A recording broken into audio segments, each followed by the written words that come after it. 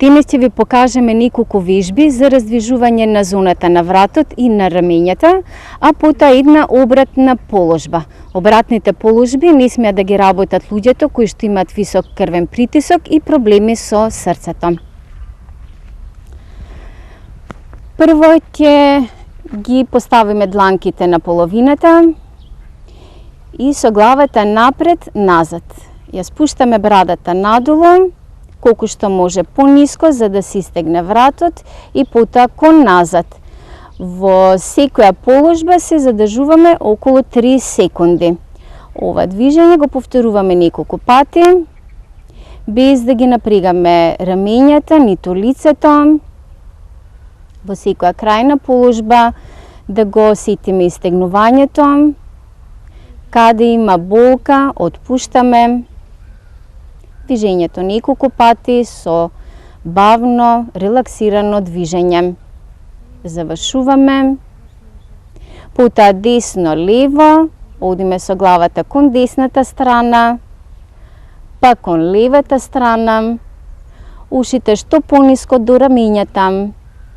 И во овие положби се задржуваме околу 3 секунди.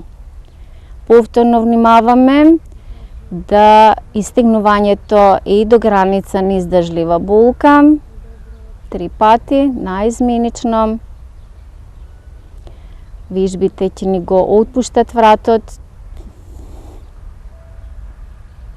Завршуваме. И потоа правиме торзија со главата. Ја вртиме во десно, без да ја зафрламе, за да се направи убава торзија на вратните пршлени, без да ги движиме рамењата, без да го напнуваме лицето. Чувството е на вратот, на движењето тука. Без напор, оние што имат вратна спондилоза, движењата ги прават внимателно и на нив овие вежби ќе им помогнат за да се ослободи болката. Завршуваме. Ги спуштаме рацете и сега ротација на рамењата. Правиме кружни движења со рамењата, максимално во сите правци, кон напред, кон горе, кон назад, надолу. Максимални кругови и на другата страна. Бавно, контролирано, релаксирано, но со едно максимално истегнување. Малку ја отпуштаме зоната на рамењата, вратот и потоа легнуваме долу, за да направиме обратната положба која што се нарекува випарита карани. Комотно легнуваме долу, ја заземаме почетната положба, ги спојуваме нозете, дланките надолу покрај телото. Сега постепено ги подигнуваме нозете, потоа и половината нагоре, дланките на половината, подпираме тука, го одржуваме телото стабилно.